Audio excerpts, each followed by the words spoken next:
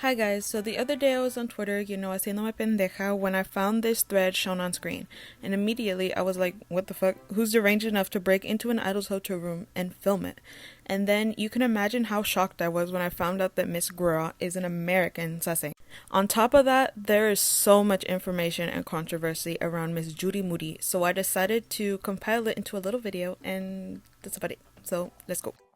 Now, before I get into what a sasaeng is, who this person is, and what they've done, I first want to say something that the person writing this thread said. Do not interact with this person. They thrive off of the negative attention that citizens give her, and it's attention that she craves. So please do not send her messages, reply to her post, or anything like that. Later on in the video, I will say how you can report her to SM, her school, or other places if that is something that you'd like to do. Also, for legal reasons and for, just in general, all the information shared in this video is public information that I found primarily on Twitter, YouTube, and just online. Miss Ma'am is saying that she's going to be using her school's legal help to sue people, so I just want to make that clear. This is all stuff I found online through simple, surface level research. She posts a whole lot about herself and uses the same username on multiple social media platforms, along with posting her face all over her accounts. Her digital footprint is wild. Judy Hoang, or Sunkiss Views, on pretty much all social media platforms, is a 22-year-old Vietnamese American K-pop fan and University of Michigan student who has gained infamy recently because of her sneaking into and filming Jaehyun from NCT's hotel room. Yeah, I know it's a lot to take in. She published the 4 videos to Twitter on the 20th of August 2023, each being around 5 seconds or less. They are just of her showing off what's in the room in a rush, a very weird sight. They are being shown on screen right now, but like I said earlier, please do not interact with her weird criminal ass. She posted them, quote retweeting a curious cat message that says, "You'd have so many cute stories to tell about the members, but citizens want to be annoying," rolling eyes emoji. With her response being, "I have so many cute stories," crying emoji, crying emoji. The actual caption to the video post was, "This was rushed because of the circumstances, but that hotel key though." So, how did she get the key? Well, if you hear it from her, she got it from the members. Que pendejadas, oh my god. She tweeted 2 screenshots of a conversation she had with a friend once the videos were making rounds, and on the same day she posted the videos. The first image reads, "My sis comes into my room asking if this is real. No way," crying emoji. "This one ain't real. Wait, I don't have Twitter right now. What's going on?" Crying emoji. "Judy! LOL, I got bored and tweeted some stuff. It's real though. Def Jaehyun's room." "How did you get in, LMAO?" "But Def didn't break in." 2 sideways laughing crying emojis. "How do you even break into hotels? I said it on the tweet." The second one reads, "With the key card, like a normal person." "Wait, how did you get the card though?" Crying emoji. She responded to that with a haha, and then said, "From them." OMG, good for you, girl. How did you get them to do that? Crying emoji, heart emoji, and she's still typing. So yeah, she's delusional and just a liar. Just to set the record straight, just in case any of y'all were thinking maybe she could be telling the truth, she didn't get the card key from Jaehyun or any of the NCT members. From my basic research, she is known to buy information about the guys from SM workers with her mommy and daddy's money. And that's how she keeps up with their private schedules and even knows what plane they're flying. But we'll get into that in a second. You may be asking, why do some SM workers sell information to sasaengs? Like most corrupt people, for money. They charge fans for all the information they tell them. They essentially put these idols and everyone around them's lives in danger for a couple extra hundreds or thousands of dollars in their pockets. They are knowingly selling this information to these people who have malicious intent. On top of that, the members probably wouldn't give her their room key given that they and SM are seemingly aware of her presence.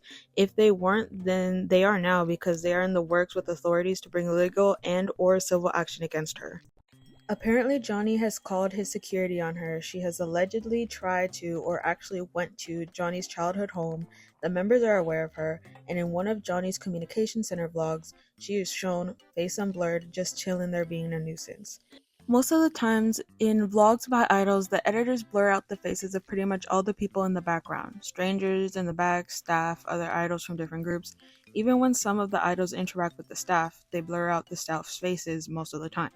The only times I've seen that they don't do this is when they're in a super crowded places or a concert vlog or an event with fans. This was not that. She was following them around to a private schedule, took pics with her friends there with the members in the background, and is constantly being filmed by fans following the members around like a lost, attention-starved puppy. Just like the instance with the room key, if you were to ask her, this means that she's in cahoots with the members and they're all buddy-buddy and they all hit their little vape pens together and hang out in their hotel rooms. Once the JCC video, Sledding is Fun, A Fine Day in Chicago with YTDYMK, Johnny's Communication Center, JCC episode 37, was uploaded on January 27th, 2023, while most comments were focused on the members and how much fun they were having, and mainly Yuta having fun in his smile. And as a side note, I'm not the biggest NCT fan. I used to be like a casual fan. I haven't kept up with their most recent comebacks from any of their units, but this was just such a fun video to watch. Once you ignore Miss Tonta and her pendeja friends, just like the members ignored them.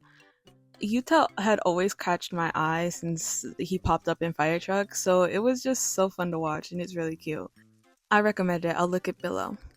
I put together some clips of her popping up in the vlog, and I noticed in some instances the members were moving so that the member holding the camera moves so that she's not in frame, which I thought was super funny, especially since it was mainly Mark doing it, who she is super obsessed with also. On the same day that the vlog was released, people noticed her weird ass in the background, and there were some comments on, quote, the girl in the background, as some people put it, and some people even brought it to her attention. On that same day, February 27, 2023, she quote retweeted someone whose tweet isn't showing because it's from a suspended account, saying, including all the fans, depressed emoji, even the ones everyone claims to hate, heart emoji. Then replying to her own tweet with 4 photos with the caption, appreciate y'all for the update always, praying hands emoji. The 4 photos were in order. 1. A person messaging her on IG with 2 screenshots of the video with her right behind the members, with 3 messages saying, you're on NCT's YouTube. You're so cute. Sparkling heart emoji. She hearted this one, by the way. Along with the link to the JCC video. The second and third photos in the tweet were screenshots that the person shared with Miss Judy Booty, and the last one is a Facebook text meme that says, I need everybody that don't like me to get together and figure out what the fuck y'all gonna do about it. She also replied to that tweet with another that says, everyone should put their thinking caps on real quick and answer this question.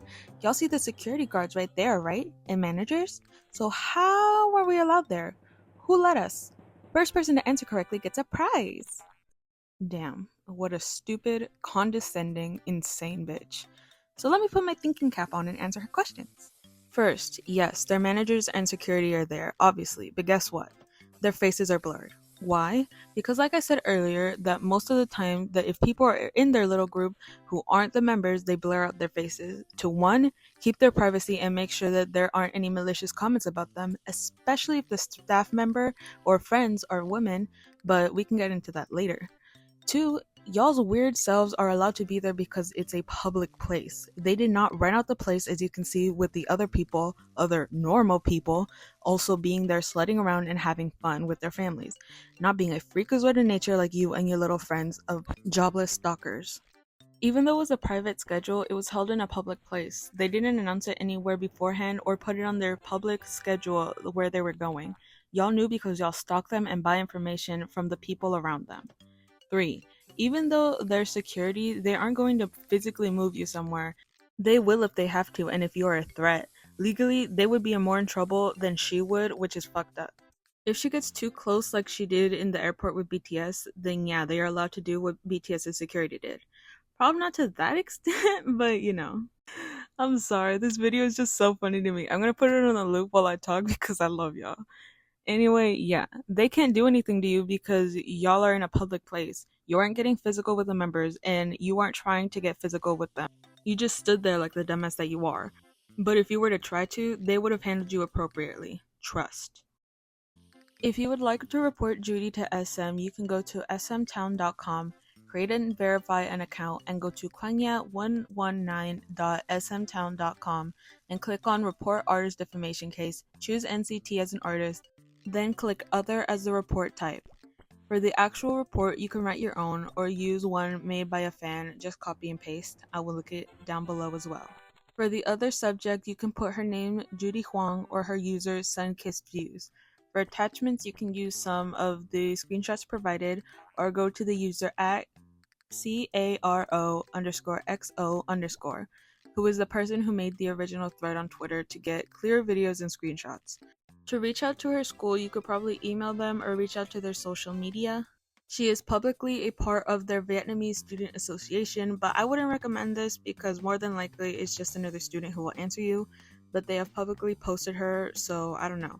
Just please don't harass anyone, be rude, or personally attack the staff if you feel the need to tell them something. Be respectful and to the point of your message in relation to what you're going to send them. Don't be like Judy, because if you judge her and then act like her, you're just as bad. Something I mentioned earlier that I want to get into because there were a lot of misconceptions surrounding it is her using her school's legal help. On August 8th, 2023, she tweeted out 4 photos, the first 3 being screenshots of a type of legal help that her school offers for her students, and the last one being a screenshot that says, "Thank you, your form has been submitted successfully," meaning that she did put in something for her school's legal team to look over to see if she has a case and if they can help her. I'm just assuming, right? The caption to this post was, "Since we're talking so much about suing, hard eyes, let's see how the spreading of misinformation plus harassment and invasion of privacy from y'all plus SM stands in court. Heart hands, heart hands." Once she released this, there were a bunch of people making fun of her, many assuming that the legal help from her school means that the school's law students were the ones who were going to represent her. There were a lot of hit tweets making fun of her. I'll admit, they were all pretty funny, even knowing the context. And I even talked to my sister about this while I was making the video, and she only really knew about the jokes. She said something like, "Oh, is it that NCT stalker that's using law students from her school or something?" I saw it on Twitter. Because of all that was going around of her using her school for legal help and the misconception of her using law students, not actual lawyers, she posted a text convo she had with someone, and the text reads, "Spreading through my following TL, it seems like you're the biggest thing yet." Judy hearted that and she said, "Of course! I'm cutting the fuck up at the amount of people who think student legal services means student lawyers. Students can't practice law," crying emoji, and then Judy laughed at that. And then replied, like, "Try reading it again. Slower, maybe? Like, these people are not in college? I thought all schools give their students free lawyers." And then her friend responded to her saying, like, "Are these people not in college?" Saying, "Not doing well in college." And Judy said, "They can't be. Like, I'm suing the freaks on Twitter. They're so mistaken." She captioned this screenshots with, "Are y'all doing well in college? Comment below." Again, super condescending. But for anyone who was wondering, no, she isn't using law students. She's using lawyers that her school hires to help their students who need legal and civil help. Anyway, I feel like this is a good time to mention her past with other citizens because she has burned many bridges in her past and has been a freak for a very long time. On the 1st of May 2019, the user at DayFlyAway, aka Bling Bling, on Twitter posted a thread exposing Judy and some of her friends. I'll link the thread below as I will not be reading the whole thing. I just wanted to point out some of the things that can help tie into Judy's sasaeng behavior and her being weird. I also just want to say that this is all alleged and claims by Bling Bling and other users. I personally believe them, but I just want to make it clear for Ms. Judy Cooties and potentially the University of Michigan's legal team that this is all alleged and on accounts from people on Twitter, so they could be making it up. Believe it if you want or don't, I don't care. Bling Bling starts the thread off with saying that many of NCitizens knew of Judy for being quote-unquote noticed by the members, but she knew of her because of the fact that she shared a hotel room with her along with some other NCitizens for the weekend that NCT 127 was in Miami. Bling Bling said that they got there around 2 p.m., then invited Judy to go to Little Havana with them, and that Judy only agreed to go after she learned that what she wanted to do, which was go see NCT at the airport, was too much work. Also, according to Bling Bling, 2 hours later, they were all driving and saw a plane. They looked... Sorry. They joked about it being NCT, so Judy said, "Is it Delta? If so, then it's them." What the hell is this? Later on, they were all eating, got a message saying that some fans got to see NCT in a place close to them, and they joked that they wanted to go. Apparently, Judy immediately got up to go, and when they were rightfully freaked out, she apparently joked that she only did it for dramatic effect. Yeah, okay.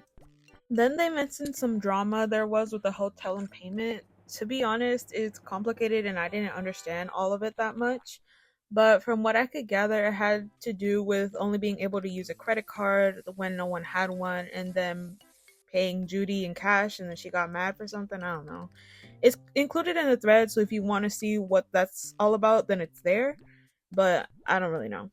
Bling Bling also shows how Judy was trying to be shady, saying that she, quote, never learned any of their names and that she only remembered their biases, which is odd, but that's par for the course with Miss Judy. Also, Bling Bling is also named Judy, but I'll just keep referring to them as Bling Bling for the rest of the video. Bling Bling then shows proof of Judy not only skipping the line for the Miami show, but also her and her Gagalo goons skipping the line for NCT's appearance at Despierta America. So, first the Miami show. Apparently, Judy got P1 seats for the concert, which I'm guessing is the closest section to the stage. But for the Miami show, she was a lot further back than the other ones. She wasn't in the first couple of rows, she was actually in the 14th row. So, why is this important? For two reasons. One, she loves to call people broke and bored when these concerts, flights, and other accommodations were apparently graduation gifts from mommy and daddy. So I suggest that she invest in a job if she hasn't already, but secondly, and most importantly, she wasn't in row 14 during the concert. She allegedly avoided the question when people asked her which she got in person, only saying that she got P1, but when the concert was over, she posted videos and pictures of her being in the front row. And people saw her at the front row. Also, apparently for the Atlanta show, she wasn't let into the floor section because she didn't have a wristband. But three girls helped her in because they thought she was Korean and pretty. God, I hate it here. Now on to Despierta America. So, from what I could gather, NCT 127 appeared on Despierta America for all the Spanish-speaking fans and tíos waking up para ir a trabajar to see them on TV. So, the rules to actually get in and be there while the filming was happening was that you had to call in and reserve a spot. And then you had to get in line at the actual studio. To be honest, it sounds unorganized, and Bling Bling even said that, so I don't really know. But anyway, the point is, Judy didn't secure a spot and told their group chat that she didn't get a spot. Que triste. But don't be sad for too long, because she and her friends magically got a spot along with the 30 actual winners. Odd. You know what's even more odd? She claimed to get in because she lined up with the winners since 11:30 p.m. the night before the appearance. Even though the NCT 127 concert ended at 11:20, and you know she's not missing a second of that concert. Could she go to the spot in 10 minutes or less? Not unless she was going 100 miles an hour while breaking every law on the road, because the studio was apparently 30 minutes away. Also, Bling Bling said that it took them at least 15 minutes to get out of the venue and parking lot. Also, if any of y'all have the videos of Judy crying, please send it to me. Another contradiction to her claim is that she texted the people she was staying in a hotel room with that she was going back to get her stuff and her luggage at 4:32 a.m., which directly contradicts her friend's claim that they were all back in their spots by 4:15 a.m. after taking turns to go get ready. Someone who was actually there said that they drove past around 11 p.m. and that Judy was nowhere in sight, and that her and her friends just skipped people once producers started getting ready to let everyone in. Now, the part that made me burst out laughing when I read it. The hand incident. This all took place in Dallas, Texas. Anyway, during the concert, Jaehyun got close to the edge of the stage to interact with fans like most idols do, and he got close to this one person who had their phone out. Stuck out his right hand, and with his left hand did a peace sign to his eye, giving the girls what they want. So, what's so controversial about this? Guess who was there? If you guess Miss Judy, you'd be right, amigi. She claimed that she touched Jaehyun and that he touched her hand or grabbed it or something, and posted proof. The only thing is, before she posted proof, she DM'd the girl who took the video and actually got a cute interaction with Jaehyun to send her pics and videos without her Twitter @ watermarks. Embarrassing, I know. It literally hurts. She also then posted proof of her acrylics to try to make it seem like she was the one holding Jaehyun's hand when there actually was someone touching him. But she kind of bit herself in the ass because it was a different color and it's just even more embarrassing. Bling Bling then went on to add more to the thread that I don't really feel like getting into, so I'll just add some quick little highlights. She was kicked out of the pit section in Chicago 4 to 5 times. She skipped line at the show in Paris and got in trouble with French and citizens. She posted a horrible video that we'll get into in a second and agreed with someone that said that if you're a Dreamy stan, you're either underage, at the time all the Dreamy members were underage, or an adult who likes children. She also said that if you're a wavy or dreamy solo stan, that she hates you and that you're ugly. I personally think that she thinks this way because Jaehyun isn't in either unit, but hey, just my opinion. She also apparently is pretending to be bi on Curious Cat while in person saying that she's quote 100% straight. She has a weird obsession with calling people ugly. She said to a friend that she gets annoyed when she sees an ugly person. She also loves to call people broke and jobless, but her mommy buys her all of her concert tickets, flights, and albums. Anyway, then Bling Bling included some stuff about race that I don't want to get into because I'm neither white nor Asian, so I'll leave that discourse to them. And then there was some stuff about a friend of Judy who was talking shit about her behind her back, and that's about it. Oh yeah, and she said that if you're an army, then to unfollow her because she hates you, but I think we all know why she thinks that way. There was also a Reddit post that was posted that many think is about Judy and that the poster is allegedly her friend, so let me read it. This was posted onto the Legal Advice subreddit. It's titled, "My friend followed Korean celebrities around and sneaked into one of their hotel rooms. What will happen to her?" My American friend, 22, has been following Korean celebrities, a K-pop group, whenever they would tour around in the US for a few years. However, for the most part, it's always in public spaces like airports or resorts. Recently, she posted online videos of her being in of their hotel rooms. She claims that she got the hotel key card, didn't steal it, but I know she personally told me. She was just walking around in their hotel she was staying at as well, and saw that one of the doors wasn't closed and quickly got inside to take a few videos. She didn't get in by force, but she also wasn't allowed. On top of that, she posted videos of the hotel room online on Twitter. Dumb move, she just wants to anger K-pop fans. Now the agency representing the group announced that they would investigate the case involving both domestic and internal law firms. She was surprised by that because usually Korean agencies don't bother with stuff that happens outside of Korea. Realistically, what will happen to her? She probably won't go to jail, right? Will her past of following them in public affect the situation as well? Now, personally, I'm not a lawyer, but this isn't looking good. Okay, now on to my favorite part, the video! So I'll play the video right now. Okay, I'm bitter. I'm disappointed. So I'm gonna talk about it a bit. First, I hate dreamy solo stands. I hate wavy solo stands. Y'all the worst. You're ugly. And then most importantly, I don't understand citizens. Like, you guys are real confusing to me. Like a total anomaly.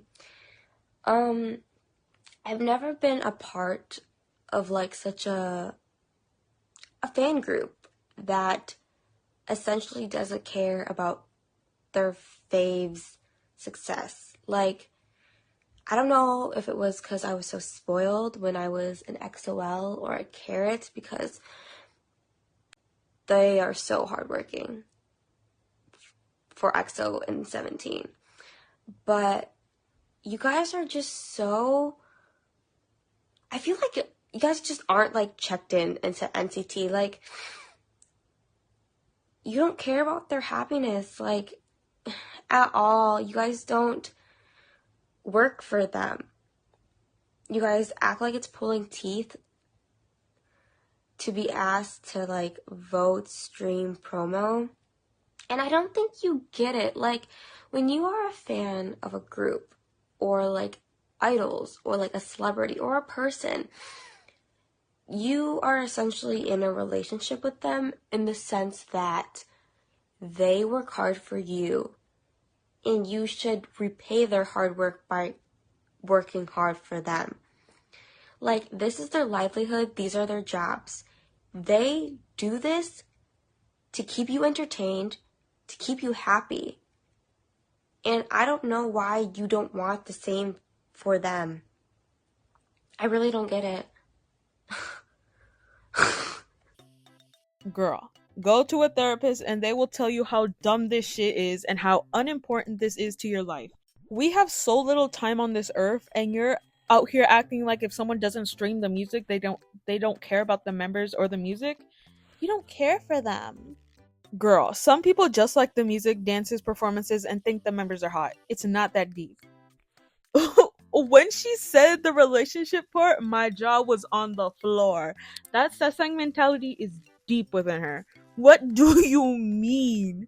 The idols don't work for you. This, at the end of the day, is a job for them and a way for them to live out their dream and express themselves creatively. Yes, some idols care a whole lot about their fans and work very hard for their fans. It may not all be about the money, just like someone who takes a shitty paying job, but they take it because it's something they love to do. But, and no offense to any big company group stands, it feels more genuine to me personally when it's from a smaller group or a company because they don't have the same resources and payouts that a huge company like SM has. I know NCT loves their fans, I'm sure of it, but that doesn't mean that they work hard for you specifically, and that means that they love you specifically, and that you specifically owe them and therefore have to stream all their music, buy everything that they come out with, buy every version of the album 20 times. No. That is a personal choice. I buy a whole lot of albums from certain groups, and it's not just because I want to boost their album sales. That's not even the main reason. That is just how me personally I choose to show my support to the group, because I'm not going to stream their music all the time. I have Karoji and Kariuchis to listen to, and I buy a lot of albums to compensate for the streams that I'm not going to put in. But that's again just a personal choice. My main reason is that when I buy a lot of albums from a group, it's usually a group that's harder to trade. So I buy a bunch, sell what isn't going to grow my collection, and then buy some more. But like I keep repeating, it's a personal choice. I will never judge someone for not buying multiple albums like I do, or for not being able to afford albums, or that they can only afford unofficial items, because I've been there too. She does this and it's really disgusting. She also acknowledges that this is a job and that they do this for money, but then misses the point. Like, yes, we were so close. Yes, they're entertainers, so they're doing this to make people happy and keep them entertained. But the key difference is that it's people, not individuals. People. She is taking people's personal preference on how to support a group and how not to support a group as a personal attack on herself, but most importantly, a personal attack on NCT. Girl, NCT does not give a rat's ass if you stream or not. There is another friend that is going to take your spot. Also, she's doing all of this complaining while she has no job. Like, yeah, obviously you're gonna have more time to stream and keep up with the numbers because you don't do anything. I want to add that her information, like her docs, is going around, which I obviously won't show or link, but everything was there, like everything. And I don't agree with doxing, especially since her parents are there, but I don't feel too bad about her sisters being there since they have been spotted chasing NCT around with her.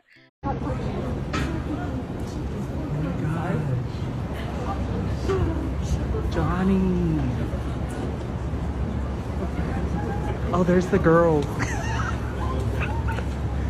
Oh, are they following? Huh? So flesh. No fucking. Wait. And if they're not full on sasaengs at this point, they at least have sasaeng tendencies.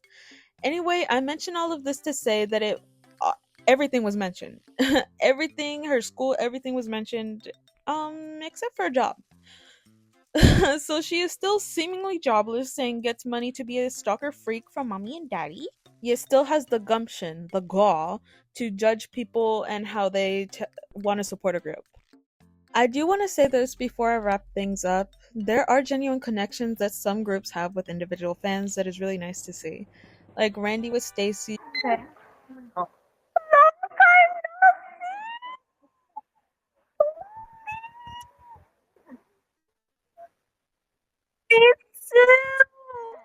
Or Michelle with VAV, shout out to her, she a real one. Or even Carolyn with Monsta X and One Ho to a certain extent. And many others who are true fans of these groups and members and love them for their music and talents and not having obsession that eats away at their mind to the point where they call themselves Miss Jung or breaks into their hotel rooms. This may sound mean, but I think the difference between these kinds of fans and the people like Judy is that they know their place and what the connection is. Fan and idol. They may joke that they are friends or dating an idol, but it's just that jokes. They have lives of outside of being fans, and even if being a fan takes up a good portion of their time or lives, they do have lives outside of this and can turn this weird K-pop world off and enjoy the real world. I think Judy thinks she is like them when that couldn't be farther from the truth. Her idols aren't happy and grateful every time they see her like the people I listed earlier. They're annoyed and uncomfortable, just like with other sasaengs. Anyway, yeah, that's about it. I've had a lot of fun making this video, and I hope that y'all could feel that when watching the video. If you've made it this far, thank you so much. It'd mean a lot to me if you could like the video, and if you'd liked any part of my personality and would like to see more, please subscribe. If you like the way I covered this topic and made this video and would like to see me cover a topic similarly, please leave it in the comments and I'll see if I can do justice. I've seriously had so much fun making these commentary-esque videos. I hope that you also like them so far. Thank you so much for watching again. It really just means a lot. Thanks for sticking around, and I'll maybe see you later. Make sure to drink some water and don't be like Judy and her friends. Bye, adios amiguis.